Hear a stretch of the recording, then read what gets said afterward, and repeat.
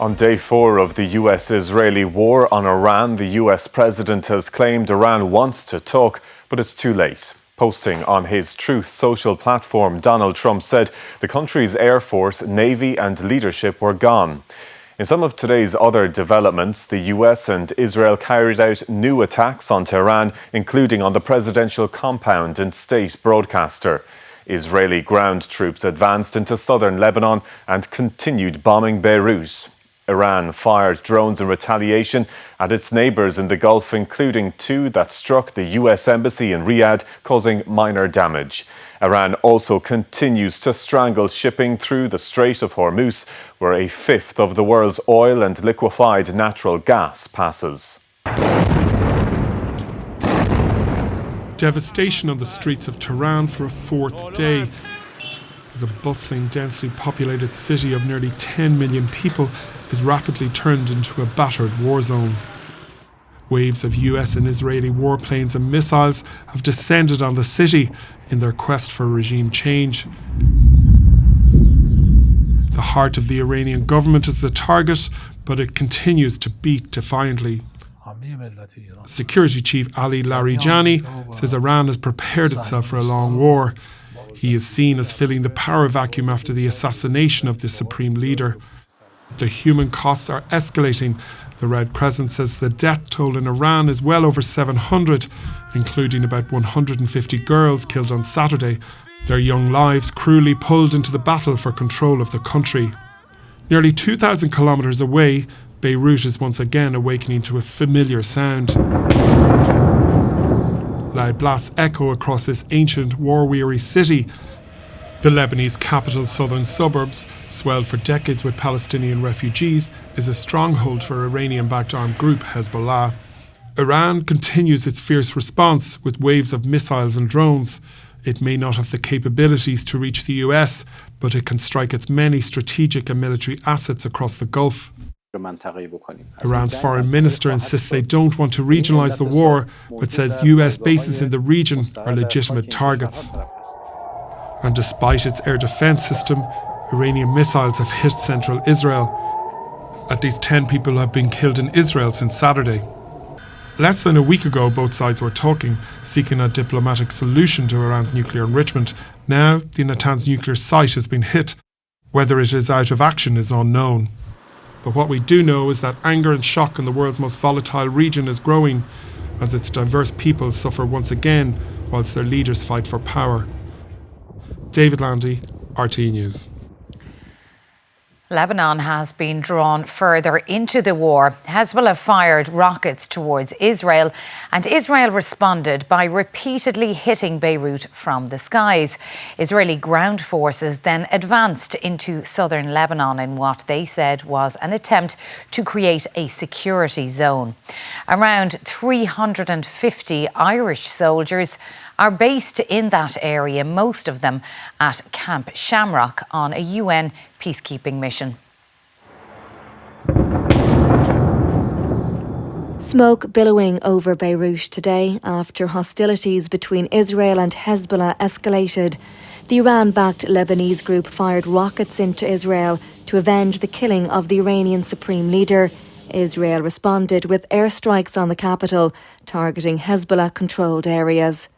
More than 30,000 people have been displaced from southern Lebanon after evacuation orders were given for over 24 towns, many seeking refuge in shelters like this school in Beirut. We're in so much pain, honestly. We can't feel any safety or stability, nothing. We feel afraid and scared. Along with airstrikes, the Israeli military has sent troops into the south of the country. There are 358 Irish soldiers serving with UNIFIL in southern Lebanon, close to the border with Israel. There's been limited incursions into the Irish area of operations as well as limited strikes. There is an increase in activity along the blue line, but there has been no major incursion into the area of operations right as of now. They've been in bunkers the previous 2 nights and then out during the day. But the important thing about going to the bunkers is you're able to maintain a situational awareness and communication with the forward posts. So still while being in them, you can maintain the observation of the blue line and reporting and observing as per the mandate. As well as the UNIFIL troops, there are also 14 personnel in other missions in Syria, Lebanon and Israel who have had to go to bunkers due to heightened tensions. The Defence Forces says it is keeping all families informed of the well-being of their loved ones. Diane Connor, RTE News, McKee Barracks in Dublin.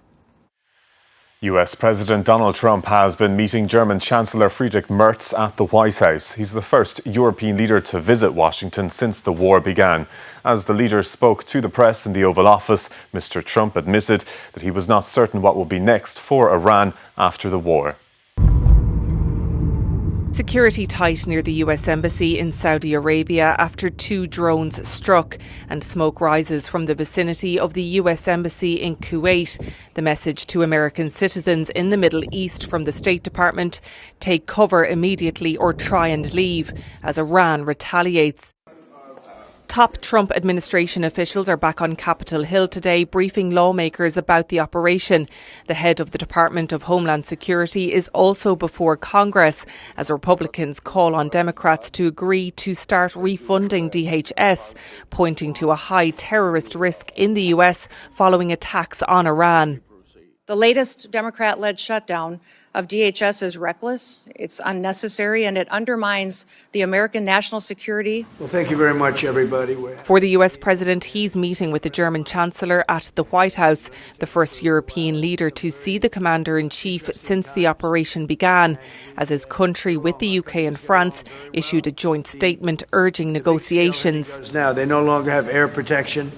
They no longer have any detection facilities at all left. And so they're gonna be in for a lot of hurt. We are supporting the United States and Israel to get rid of this terrible terrorist regime, and we are looking forward to a day after, and we have to talk about the strategy. What is following after this regime? With no sign of the operation ending anytime soon, President Trump claimed Iran wanted to talk, but for him, he said, it's too late. And our Washington correspondent Jackie Fox is standing by. And Jackie, President Donald Trump was speaking to the press today in the Oval Office. He defended the US's actions in Iran. He also, however, had some very harsh words for both the UK and for Spain. That's right, Tommy. I mean, overall, it was a warm welcome for the German Chancellor Friedrich Merz in the Oval Office. He even got a slap on the knee from Donald Trump at one stage. But harsh words for Spain, who he threatened to cut off trade with, and harsh words for the British Prime Minister Keir Starmer too, who he said wasn't cooperating. And he said, listen, we're not dealing with Winston Churchill here. And this is supposed to be on a day where intelligence is important for justification of this operation. The bar is high for Americans, especially after Iraq. And is that bar being met? Not for many Democrats and some MAGA Republicans too. They are baffled by US Secretary of State Marco Rubio's comments last night. He said the US attacked Iran, and one of the reasons was for a preemptive strike because Israel was going to attack Iran and it was worried about retaliation from Iran. Now, here at the White House, just in the last hour, Donald Trump said Israel didn't force his hand. He may have forced Israel's hand, contradicting Marco Rubio, who is sitting right in front of him in the Oval Office and is due back on Capitol Hill later to brief lawmakers about the operation. All right, Jackie Fox in Washington, thank you. Well, oil and gas prices continue to surge on world markets today. Home heating oil has increased significantly since last week, while smaller increases in petrol and diesel prices have also been reported, despite government warnings against price gouging at the pumps. This satellite imagery from yesterday shows the aftermath of an attack on Saudi Arabia's biggest oil refinery. Iran has been targeting energy infrastructure across the region, including in the Strait of Hormuz, through which a fifth of global oil supply travels. But due to Iranian attacks and threats, only 4 vessels made it through on Sunday, compared to a daily average of 24 in January, with the situation having a significant impact. Energy prices have spiked with the escalating conflict.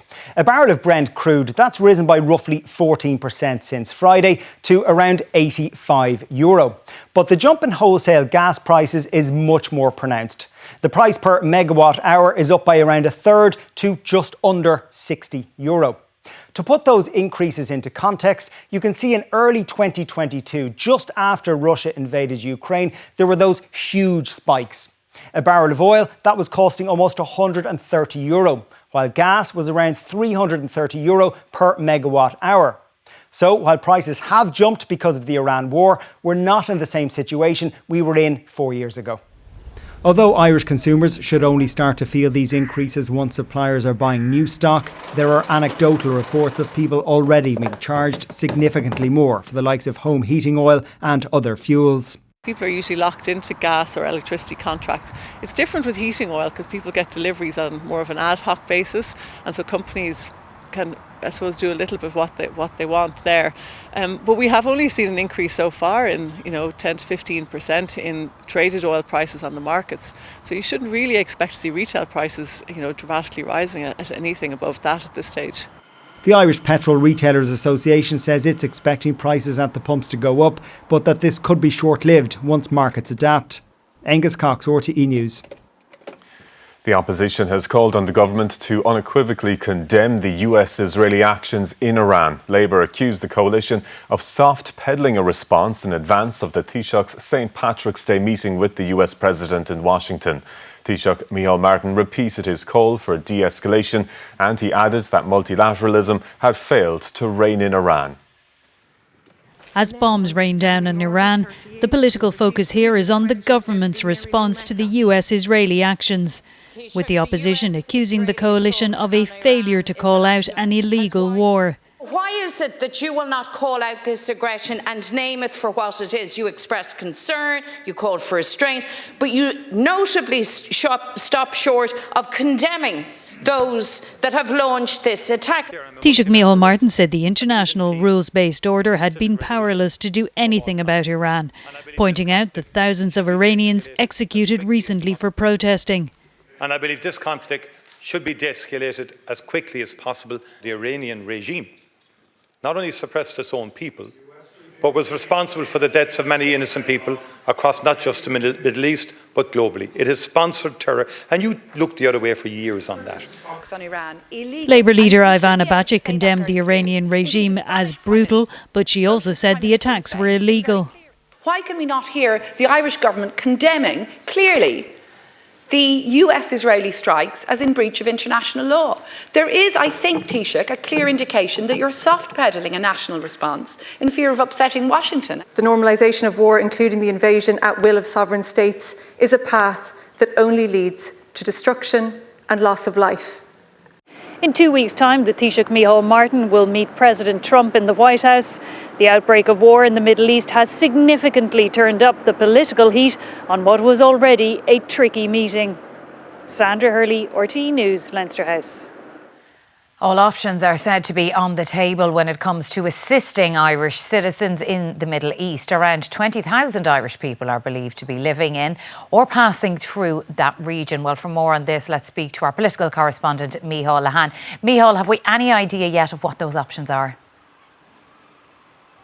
Well, the government have been working over the last number of days on contingency plans. There was a degree of caution generally until something very firm and solid was nailed down. And as I understand it, in the last few hours, there is a plan in place now that will see a flight going into the region that will be sent by the government. And it doesn't go quite into the epicentre of the conflict, so there will be a bus journey involved for the Irish people who are hoping to get out. And of course, that brings places like Oman into focus.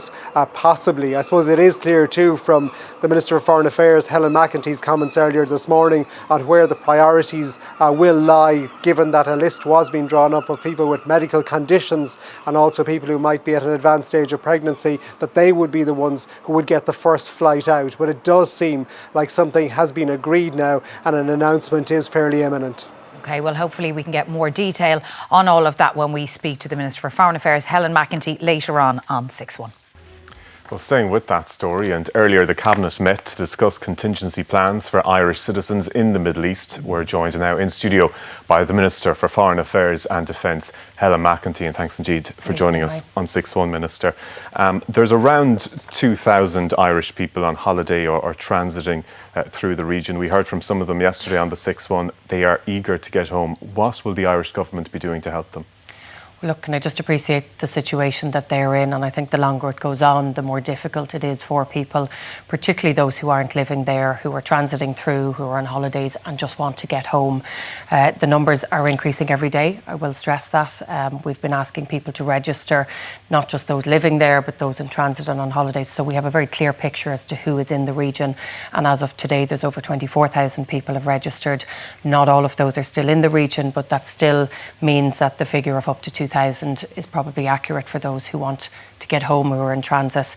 There are a number of different options that we've been looking at. So the first and the quickest and the best option is still for commercial airlines to bring people home, particularly given so much of our population is in the UAE, is in Dubai and Abu Dhabi. And we've seen over the last few days a number of flights that have been taken off, not all of them to the west, many of them are heading east, but on those flights we have Irish people, and we're engaging directly with those airlines to see, can we in the coming days ensure that some of those direct flights are coming to Dublin. Secondly, for those who can't, Secondly, what we're looking at and what we've agreed now is that we will have an Irish government chartered flight.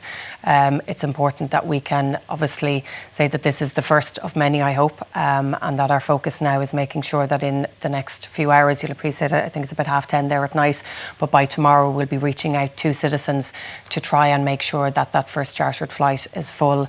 I have to say all of this with a caveat that everything that we're doing now, it's on the basis that airspace is open, that it's safe to do so, and that we're asking people to travel, because this will not be the UAE airport, it will be Oman that we're talking about, that people are in a position to travel as well. And how many people will be able to avail of that flight, and how will you get them to that airport? So, I mean, we're looking at one of the largest planes that we can, and that's probably up to about 280 people. So I appreciate when you talk about the thousands who are there, that is a fraction of the number of people that may want to get home at the same time. You know, if you look at the calls, we've about 2,000 people have contacted the crisis management office that we've set up since Saturday, and what we're doing now is working through those calls. Again, looking at the calls that have come into our embassies in the region and identifying where there are more vulnerable people, whether it's because of their age, whether it's from health conditions. We know that there are people who are at advanced stages of pregnancy, other reasons as well, and we'll be identifying those people. And of course, as I said, the intention that this will be the first flight of many, but also we can see the backlogs are being cleared as well through those commercial flights that are still operating from within the region. We saw a map there of the region and the distance in terms of trying to get to Oman. How will you transport people there? How can they avail of that? We'll have to do that via bus, and that's something that we've been working on. So we've been working on this for a number of days. There are different reports as to how long it will take. It was taking, because we know some people have taken the journey up to 8 hours, delays at the border and then getting to the airport in Muscat. Others have done it in 6. So, I mean, this all depends on what is happening on the ground. And of course, this, which we hope will happen in the coming days, will be on the basis that it's safe to do so and that the advice remains the same. So while the advice to general citizens is to please remain where you are, to please remain sheltered, if you have access to a flight, the advice is to please take that and obviously to follow through to the airport where you're being asked to do so. Can you say when that flight is leaving? You'll appreciate I can't, because we're working on that, but what I can say is the intention is that it will be in the coming days. This is an extremely complex operation, but when I say the coming days, we will be contacting people tomorrow about the flight. Tomorrow is Wednesday, so we hope to have it in the coming days. And you're hoping to accommodate around 200 people. There's obviously an awful lot more 280, people. 280, but there's obviously an awful lot more people that would hope to also get home. Will there be more? Are you looking at that? Absolutely. So we intend that this is the first flight, but you'll appreciate that this is not the only option that we're looking at. It's important that we're able to do this. We have an agreement now, and we're going to move to have this in place as quickly as possible. There are Irish citizens, people I've spoken to myself, that are already getting home. I appreciate they may have to fly to London, some are flying to other parts of Europe, but our focus is also looking at how we can, through the European mechanism, see if there are further flights that we can charter so that it's a shared chartered flight. The one that I've announced, or that I'm saying to you now, is a Government of Ireland flight with Irish citizens that will be on board. Okay. There may be options if airspace opens up. And again, this is all predicated on the fact that we need what's happening at the moment to remain. And of course, if airspace can open up even further, if the likes of the airlines that are flying out of Abu Dhabi or Dubai can do more, we're encouraging them, we're asking them, we're engaging with them on a daily basis to make sure that they do that. All right, just to change tack slightly, there's 358 Irish soldiers in southern Lebanon, and obviously a lot of concern around them. If the situation deteriorates, are you giving consideration to moving them? Well, at the outset, again, it's important to say that all our soldiers are accounted for and safe. And I know that it's a particular worry for their families because they are in an environment where we've seen an escalation in the last 24, 48 hours. They are at the direction of UNIFIL HQ, staying where they are. They're not the only battalion. Obviously, we have Italian, Polish and French, I think, mainly in the region. And it will be at the direction of the UNIFIL team as to what is safe to do. If there needs to be an evacuation, obviously that's something that needs to be considered. But for now... Will there be consultation with yourself, with the Irish government?